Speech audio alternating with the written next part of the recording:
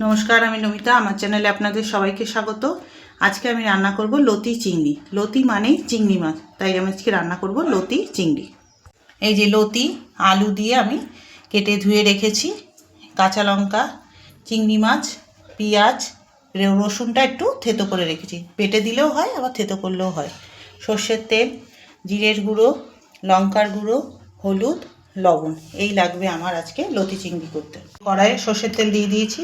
তেলটা গরম হলে আমি এক এক করে জিনিস দেব। এই যে গরম হয়ে গেছে তেলটা, এবার আমি কুচানো পেঁয়াজটা দিয়ে দিলাম। সবজি কটা পেঁয়াজ কাটা ছিল সব আমি দিয়ে দিলাম।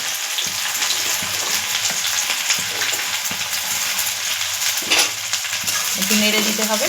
দিয়ে যে রসুন থেতো করাটা ছিল সেটাও আমি দিয়ে দেবো এর মধ্যে।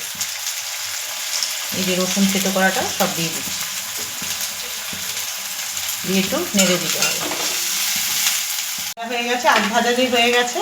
এবার আমি এই যে চিংড়ি মাছ ছিল, চিংড়ি মাছটা আমি দিয়ে দেব। চিংড়ি মাছটা একটু জল চিপে দেবেন, জল থাকে। দিয়ে এবার আমি একটু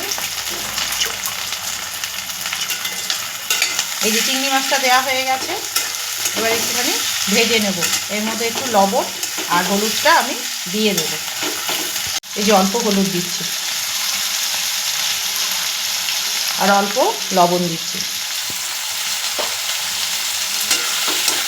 একটু নেড়ে দেব।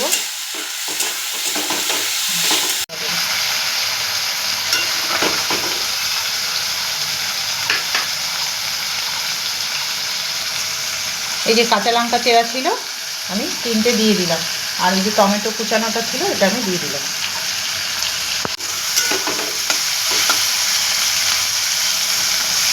টমেটো দিয়ে একটু ভেজে নিয়ে তারপর আমি মশলাগুলো দেবো।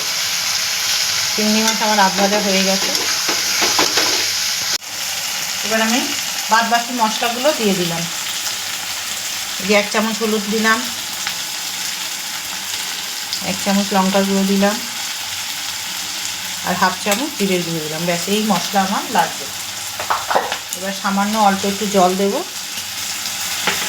দিয়ে একটু নেড়ে দেবো। আস্তে আস্তে করে নেড়ে দেবো। একটু মশলাটা দিয়ে এবার একটু কষে নেব।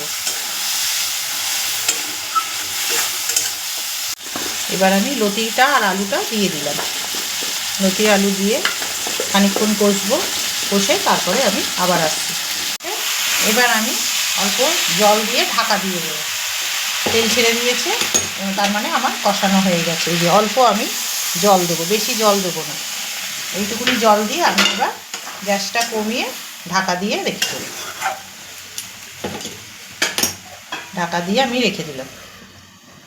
যে আমার জল পুরো শুকিয়ে গেছে, এই যে তেলটা পাশ দিয়ে তেল বেরিয়ে গেছে, তার মানে আমার লতিটা হয়ে গেছে। এবার আমি নামিয়ে নেব। এই যে লতি চিংড়ি হয়ে গেছে।